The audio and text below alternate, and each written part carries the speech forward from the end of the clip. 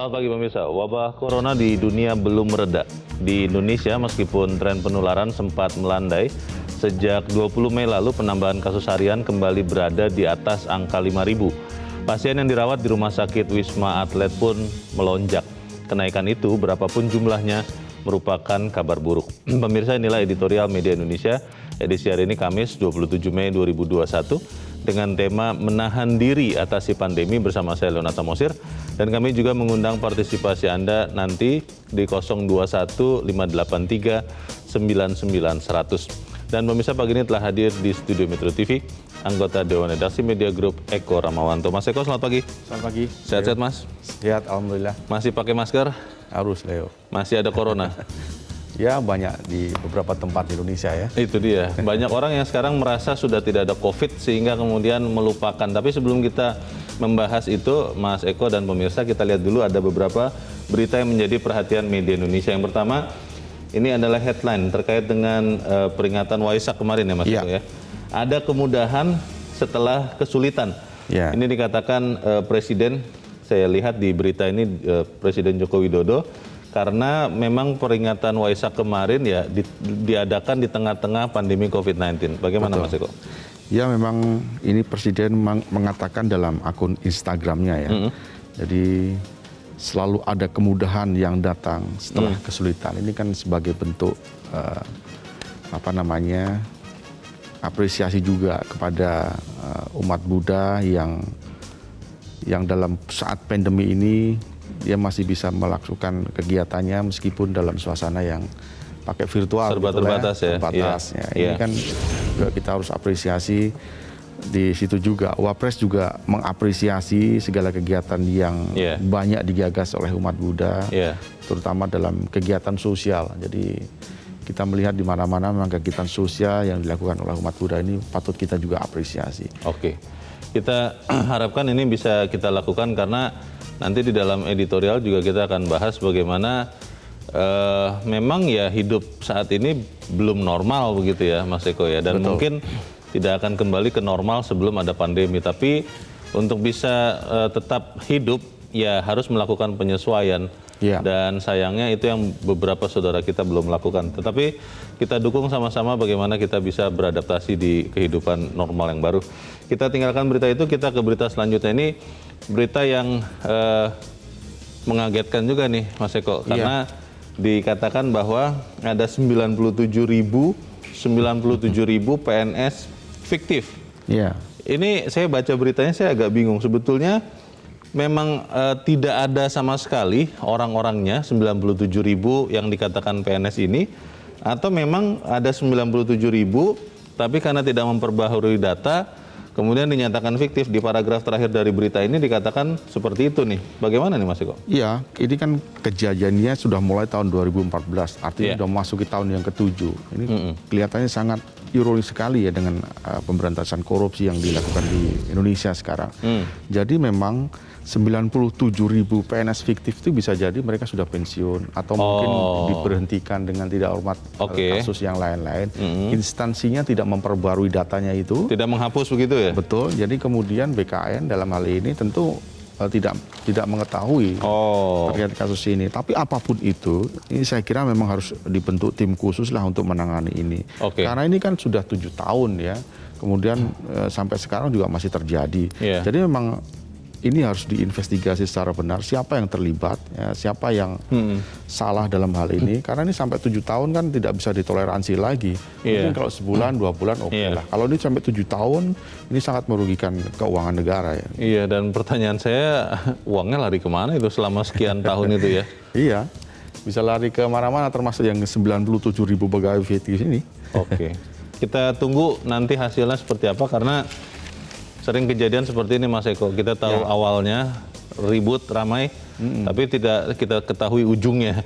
Karena kemudian ada masalah lain yang lebih menarik perhatian. Kita harapkan itu tidak terjadi pada kasus ini. Kita ke berita selanjutnya, kali ini dari halaman 2, halaman dalam di harian Anda pemirsa.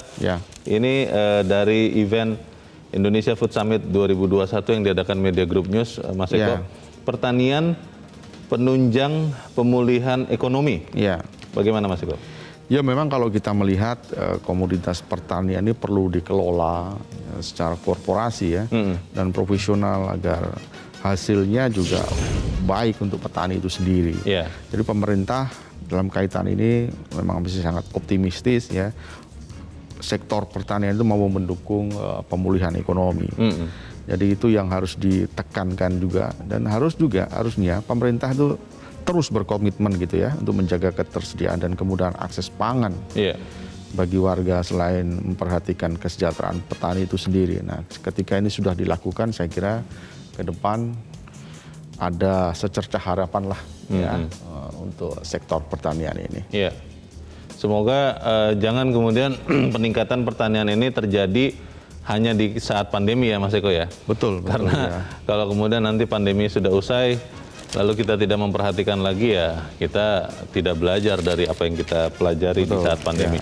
Kita tinggalkan berita itu, kita ke editorial. Editorial masih bicara soal COVID-19, pemirsa, diberi tajuk pada hari ini, menahan diri atasi pandemi. Saya terus terang mulai bertanya-tanya Mas Eko, karena seingat saya pekan lalu, aplikasi khusus Bersatu Lawan COVID yang ada di gawai-gawai kita itu selama 2 hari tidak bisa diakses.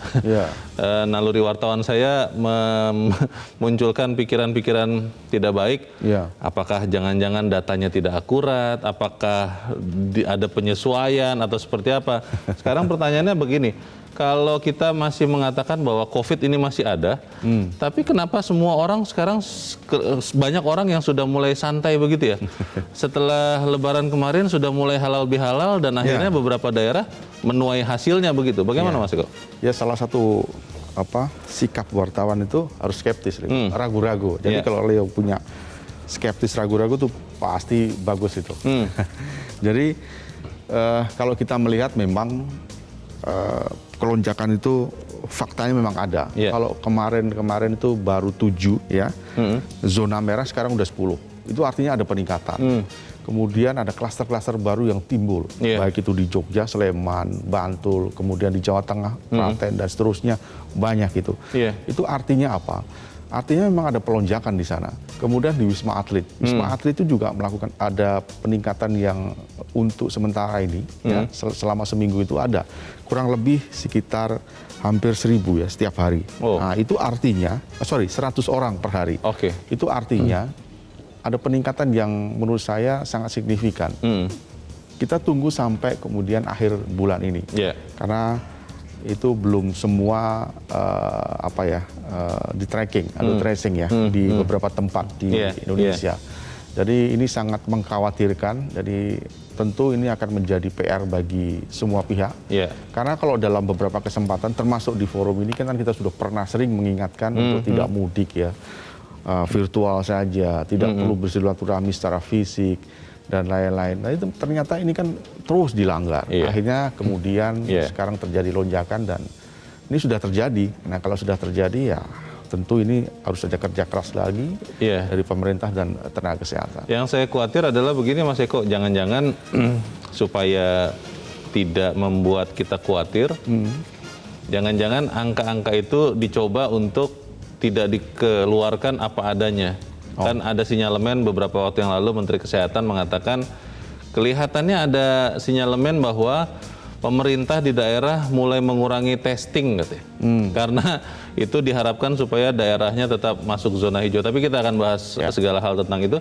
Dan pemirsa, inilah editorial Media Indonesia untuk hari ini, Kamis 27 Mei 2021, menahan diri atasi pandemi.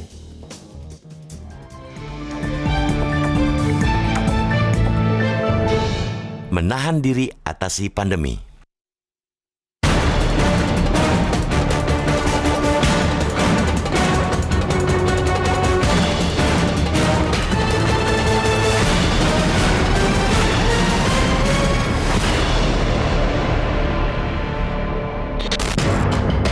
Wabah corona di dunia belum juga mereda. Di Indonesia, kendati tren angka penularan sempat melandai. Sejak 20 Mei lalu, penambahan kasus harian kembali berada di atas angka 5.000. Jika pada Mei silam pasien yang dirawat di Rumah Sakit Darurat Wisma Atlet Kemayoran, Jakarta sebanyak 1.364 orang atau 22,7% dari total kapasitas 5.994 tempat tidur yang tersedia per Rabu 20 Mei kembali melonjak menjadi 1.511 pasien atau 25,2% dari daya tampung. Kenaikan itu, berapapun jumlahnya, jelas merupakan kabar buruk. Buruk karena kekhawatiran jumlah kasus positif COVID-19 bakal kembali melonjak bisa menjadi kenyataan. Ia harus menjadi warning bagi kita semua bahwa masa darurat pandemi belum usai dan bahaya penularan virus corona masih mengintai. Apalagi setelah masa libur Hari Raya Idul Fitri, Satgas COVID-19 menemukan sejumlah klaster baru. Sebut saja klaster silaturahim atau halal bihalal di Kelurahan Cilangkap, Kecamatan Cipayung, Jakarta Timur, yakni dari 686 warga yang menjalani tes usap, ditemukan 104 orang positif. Kasus serupa terjadi di Jagakarsa, Jakarta Selatan, dan di Klaten, Jawa Tengah. Ada pula klaster sholat taraweh di Pati, Banyumas, Banyuwangi, dan Malang, serta klaster pemudik di Cianjur dan Garut. Kebijakan larangan mudik selama 6-17 Mei yang ditetapkan pemerintah memang berhasil menekan kenaikan kasus positif pandemi hanya 5% selama periode tersebut. Namun presentasi itu tetaplah harus diwaspadai. Apalagi menurut catatan Kementerian Perhubungan, pasca larangan mudik yang berakhir pada 18 Mei, terjadi pergerakan penumpang sebanyak 279.000 orang atau naik 191,6% ketimbang sehari sebelumnya yang tercatat 95.000 orang. Gelombang pergerakan orang ke sejumlah daerah pasca larangan mudik ini tentunya harus segera diantisipasi pemangku kepentingan dengan langkah tepat dan terukur. Tes, penelusuran atau tracing, dan treatments 3T yang masif harus diterapkan konsisten guna menekan potensi penyebaran virus. Hal ini membutuhkan kolaborasi yang baik antara pusat dan daerah. Selain itu, perlu kesadaran semua pihak untuk mematuhi protokol kesehatan dan tidak membuat kegiatan yang mengundang kerumunan. Kemauan menahan diri untuk tidak berkumpul dalam kegiatan apapun, termasuk halal bihalal selama periode Syawal yang masih tersisa 2 pekan lagi, sangat kita harapkan. Begitu pula di arena kegiatan organisasi, termasuk Musyawarah Nasional ke-8 Kamar Dagang dan Industri atau Kadin yang rencananya digelar di Bali pada 2-4 Juni. Kita sangat mengapresiasi jika bersedia memundurkan jadwal hajatan tersebut. Kita patut mengapresiasi pada umat Buddha di seluruh Indonesia yang tahun ini secara legowo merayakan Trisuci Waisak dengan sederhana dan tidak mengundang kerumunan. Itulah wujud tanggung jawab anak bangsa untuk bersama-sama menghadapi ancaman virus corona yang berpotensi kembali menggila. Perang melawan pandemi ini ialah perjuangan panjang yang butuh kesabaran, kesadaran, dan kerjasama semua pihak. Tidak hanya pemerintah, tetapi juga masyarakat. Tanpa itu, semua mustahil kita bisa keluar dari krisis ini. Pandemi bisa terkendali kalau kita memikirkan dan mewujudkan kebahagiaan orang lain. Menahan diri untuk tidak melakukan hal-hal yang berpotensi membiarkan COVID-19 ialah cara terbaik saat ini. Anda bisa ikut menyatakan pendapat Anda di bagian berikut selepas jeda pemirsa. Untuk saat ini, tetaplah bersama kami.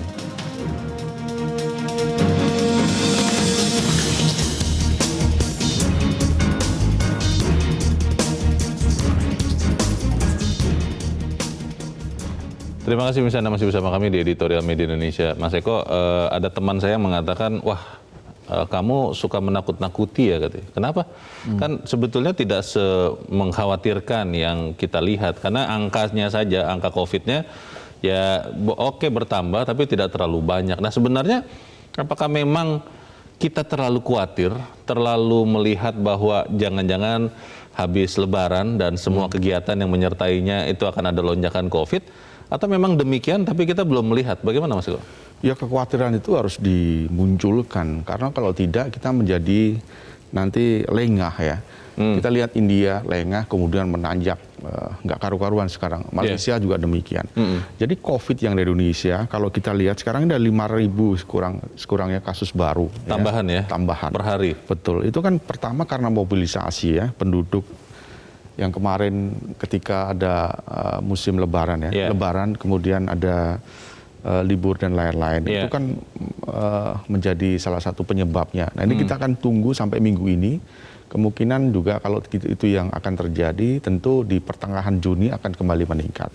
Yang kedua ada mutasi baru, Leo. Yang kalau kita lihat kemarin yang dari India, dari Afrika Selatan maupun dari Inggris kan sudah masuk. Kalau kita lihat kemarin Kementerian Kesehatan ada bicara soal 54 kasus baru, ya. Kemudian 35 diantaranya dari luar dan 19 dari Indonesia. Artinya memang itu salah satu penyebabnya. Nah, tentu yang paling penting sekarang adalah testing yang masif, ya, tracking, tracing itu harus masif. Karena kalau tidak, nanti nggak ketahuan lagi. Dan kemudian datanya juga jangan dimanipulasi. Kalau memang adanya 100, bilang 100, jangan diturunin menjadi 10, nanti kemudian menjadi tidak valid. Ya. Baik, kita akan coba mendengarkan juga pendapat pemirsa kita, Mas Eko. Kita sudah terhubung dengan pemirsa Metro TV. Di Sanggau, Kalimantan Barat, ada Pak Marten. Pak Marten, selamat pagi. Halo Pak Marten, selamat pagi.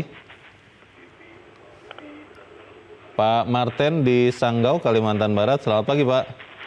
Selamat pagi Pak Leo, Mas Eko, selamat pagi. Selamat pagi Indonesia. Ya, silakan Pak, pendapat Anda Pak. Ya, kalau saya mengartikan menahan diri sini Pak Leo, berarti masyarakat dihimbau. Ya, dengan kejadian-kejadian selama ini, ya mudik-mudik dan juga adanya beberapa kegiatan-kegiatan yang menumpuk manusia dan apalagi mereka tidak mengikuti protap kesehatan. Nah, oleh karena itu, ya masyarakat sendiri yang akan merasakan dampaknya. Usaha-usaha pemerintah saya rasa sudah cukup banyak, Pak. Ya, kemudian kegiatan-kegiatan ya apalagi ditopang oleh TNI Polri.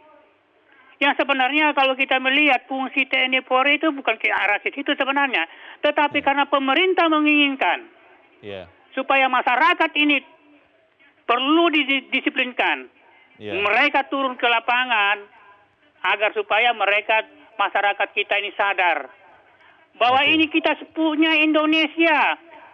Kita memakai masker bukan kita menghindari diri kita sendiri, tapi menghindari kasus COVID untuk Indonesia. Baik. Ini sangat penting. Nah, oleh karena itu, himbauan pemerintah kepada saudara-saudara kita Indonesia ini, masyarakat ini, supaya diikuti dan dituruti. Terutama protokol kesehatan, prokes. Baik. Itu harus kita jalankan, kita harus ikuti semuanya itu. Baik, terima kasih Pak Marten di Sanggau, Kalimantan Barat untuk pendapat Anda. Selamat pagi Pak, di belakang Pak Marten ada Ibu Indra di Cirebon, Jawa Barat. Ibu Indra, selamat pagi. Selamat pagi Bung Leonard dan Bung Eko Rahmawanto. Assalamualaikum warahmatullahi wabarakatuh. Metro TV. Waalaikumsalam warahmatullahi wabarakatuh. Silakan Bu. Iya, ini menahan diri betul. Kita harap-harap cemas. Kalau sebelumnya kita bertahan menghadapi gelombang virus COVID-19 ini, dan kelihatannya selama banyak orang mudik, grafik menurun. Nah, tapi saya takut juga, kami semua takut. Umpama tsunami, mungkin virus COVID-19 ini akan berbalik menjadi gelombang yang demikian dahsyat. Nah, kelihatannya DKI naik 2,3%, Jawa Barat 3%, Jatim dan Jawa Barat sendiri seluruhnya zona berbahaya. Cirebon satu-satunya yang zona merah. Nah, kemudian kapasitas rumah sakit itu yang di atas 50% udah Sumut, Riau, mungkin Jawa Barat belum, tapi pernah ada satu saat teman saya itu meninggal karena tidak tertangani, karena petugas-petugasnya menangani yang kena COVID itu. Nah, kemudian yang bisa kita lakukan, stay at home lebih baik. Tapi kita kan perlu juga untuk belanja keperluan sehari-hari. Siapa yang akan mengurus kita? Jadi terpaksa keluar. Dan susahnya orang-orang ini sulit untuk jaga jarak. Di antrian aja. Kalau kita mau mengambil ATM itu. Diminta jangan dekat-dekat, jangan dekat-dekat. Sulit sekali. Nah, kita lihat ada orang yang yang memang abai begitu, tapi ada juga yang sok aksi, berlaga tidak takut, ingin melanggar aturan, dan yang payah adalah kelompok yang diarahkan untuk tidak percaya begitu. Oke, ya Bu. Ya, baik. Terima kasih Ibu Indra di Cirebon, Jawa Barat. Selamat pagi. Kembali pertanyaannya begitu, Mas Eko. Apakah memang kita ini sekarang sudah mulai longgar, atau masyarakatnya memang sudah jenuh, sudah bosan, sudah capek karena sudah 1,5 tahun lebih menghadapi COVID sehingga akhirnya ya mulai longgar? Bagaimana? Dua-duanya betul, Leo. Longgar iya. Kalau kita melihat sekarang kegiatan ekonomi sudah mulai menggeliat dan banyak tempat yang sudah diizinkan. Kalau kita lihat wisata juga sudah dilonggarkan. Prokesnya ada yang ketat, ada yang enggak. Kemudian yang Leo bilang yang tadi, yang kedua juga demikian. Jadi saya kira masyarakat sudah mulai udah capek mungkin ya, udah 1 tahun lebih. Jadi kemudian tidak waspada, tidak memakai masker dan lain-lain. Kalau mungkin masker itu di DKI, Jakarta dan sekitarnya mungkin masih ketat ya. Kalau Anda pergi ke daerah-daerah di Pulau Jawa misalkan atau di daerah-daerah lain, di desa, itu banyak yang nggak pakai, itu kayaknya mereka sudah mulai capek mungkin ya memakai masker. Nah itu menjadi salah satu kendala bagi Satgas COVID di pusat maupun daerah untuk kembali mengedukasi kepada warganya bahwa masker itu salah satu yang paling penting untuk mencegah agar kita tidak terkena COVID-19. Ada yang mengatakan begini, Mas Eko, kenapa relatif masih ada saja masyarakat yang tidak mau taat, tidak mau menjaga protokol kesehatan, karena lebih banyak perintah ataupun anjuran itu dari pemerintah. Pemimpin-pemimpin formal. Nah, yang dipertanyakan adalah peran dari pemimpin-pemimpin informal, pemimpin masyarakat, pemimpin agama. Ini bagaimana nih? Apakah misalnya kita mendengar khotbah-khotbah itu memasukkan anjuran untuk tetap jaga diri? Karena konon katanya itu sudah mulai tidak ada. Tapi kita akan bahas selepas jeda dan bisa tetap bersama kami. Editorial Media Indonesia segera kembali.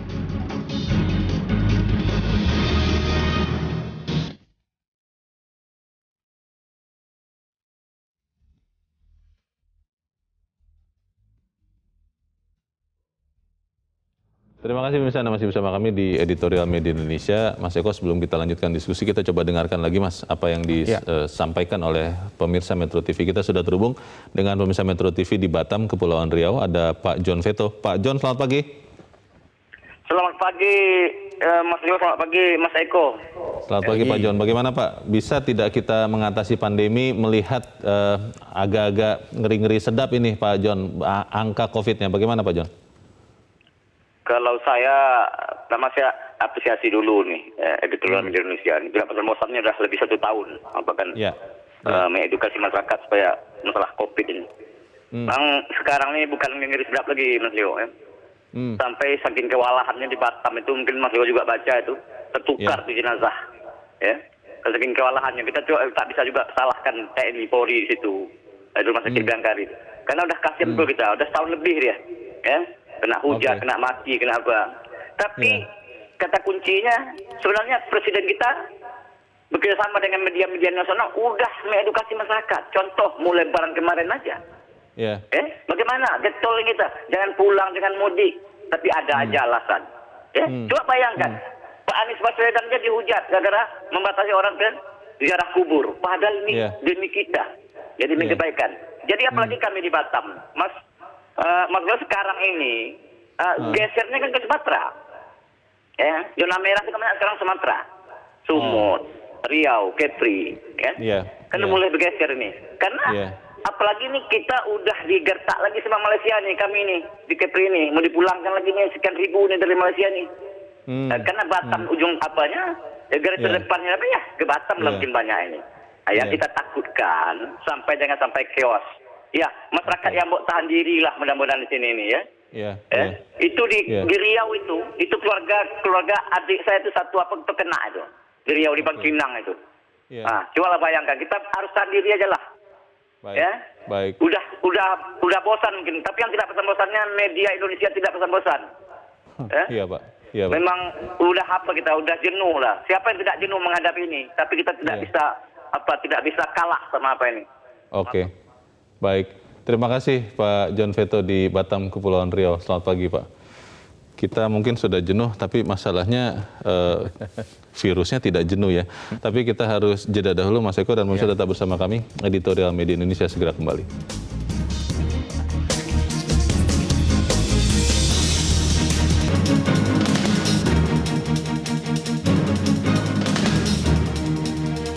Terima kasih pemirsa, Anda masih bersama kami. Kita di bagian akhir dari diskusi kita. Mas Eko, kalau kita dengar para pemirsa benar ada peningkatan di daerah masing-masing.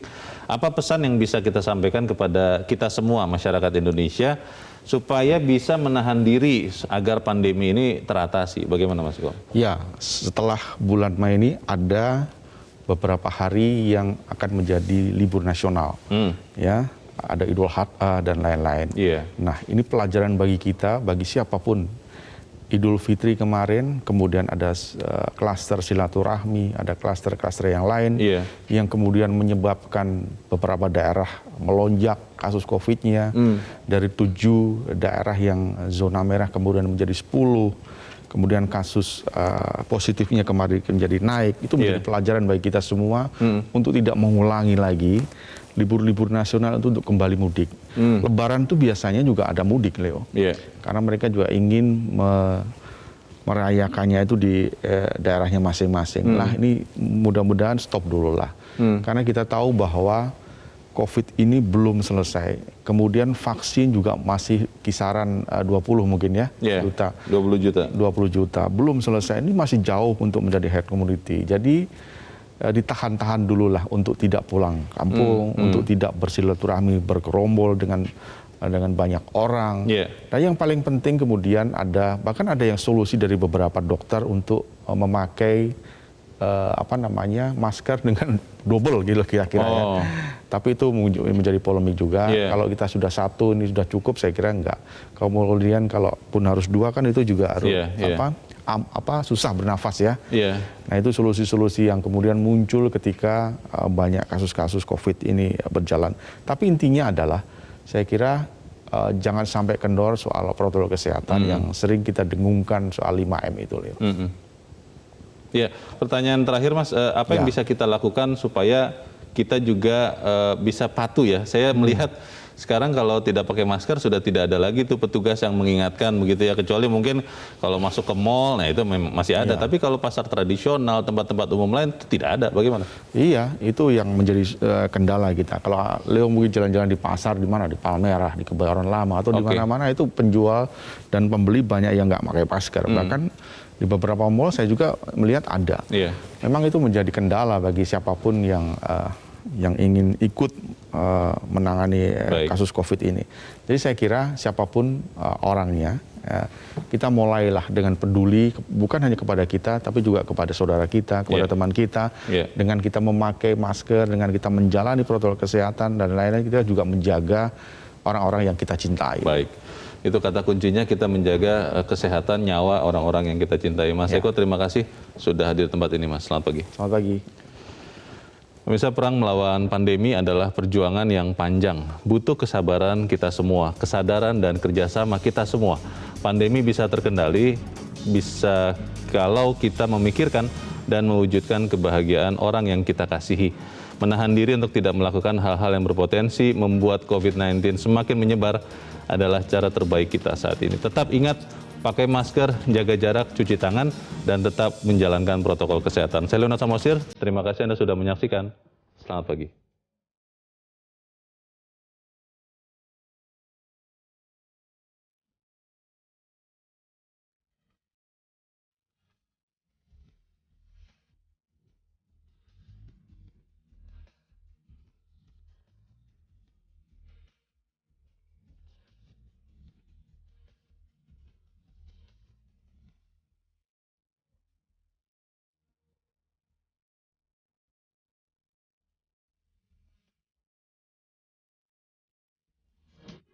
Metro TV